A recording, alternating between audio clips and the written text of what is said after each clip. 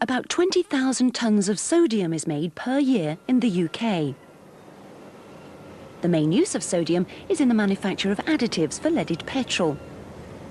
It's also used to make indigo, the dye for blue jeans, and pharmaceutical products such as the painkiller ibuprofen.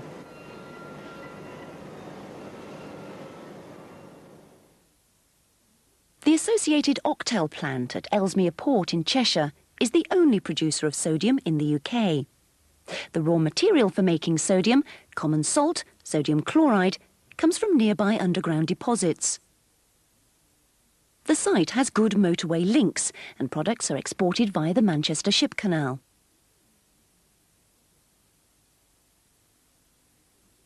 The process uses a cell with a graphite anode and a steel cathode. The molten sodium chloride produces chlorine gas at the anode and molten sodium metal at the cathode. At the associated Octel plant, salt arrives here by road. This is the cell hall, which has room for up to 100 electrolysis cells. Cells are rebuilt in this workshop. The sodium which is produced is loaded for transport here, and this is the chlorine liquefaction plant. Solid salt, sodium chloride, arrives by road 5 or 6 times a day. The salt is thoroughly dried to a moisture content of less than 0.05% in these gas-heated rotary dryers. Water and hot sodium do not go together. Electrolysis takes place in these cells, called Downs cells.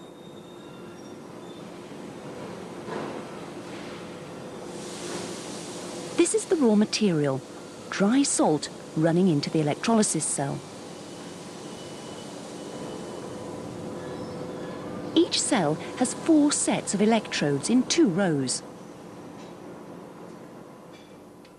The graphite anodes are surrounded by steel cathodes. Between them is a mesh diaphragm. Chlorine collects at the anode. Molten sodium metal collects at the cathode and rises into a storage tank. The diaphragm prevents the sodium and chlorine from reacting. This is how each pair of electrodes is arranged. Outside is a steel cathode, then a diaphragm, and the graphite anode in the centre.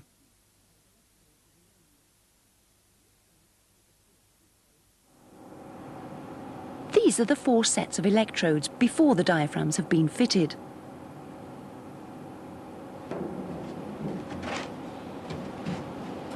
The cells are made from steel, lined on the inside with heat-resistant brick. Each cell is rebuilt every 36 months.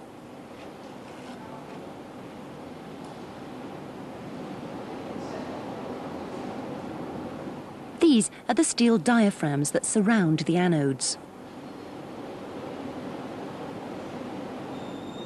The cells drop below the floor level of the cell room.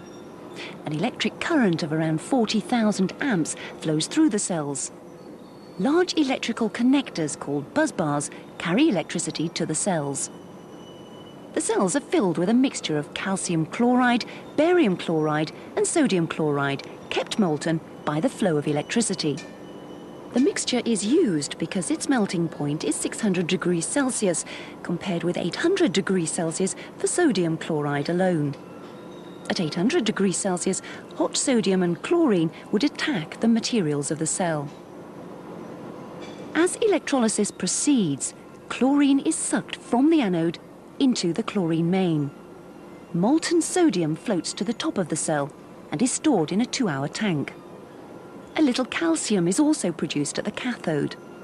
As the sodium cools, solid calcium separates out. It's cleared from the riser pipe and placed back in the electrolysis cell by a process called tickling. At the same time, the sodium is emptied into a larger 24-hour storage tank.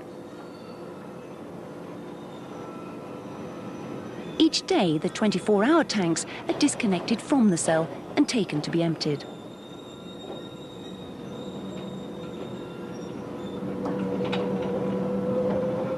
gas flame under the tank keeps the sodium molten.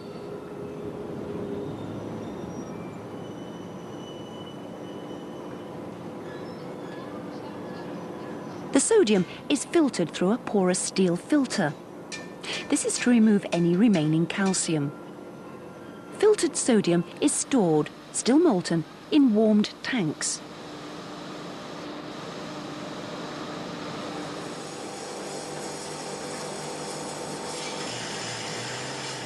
Some sodium is sold in blocks.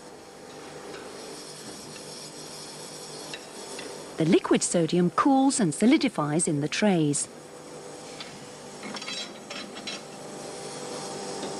Blocks of the metal are cut to size and packed into airtight drums. The chlorine is liquefied. Most of it is used on site along with the sodium to make petrol additives.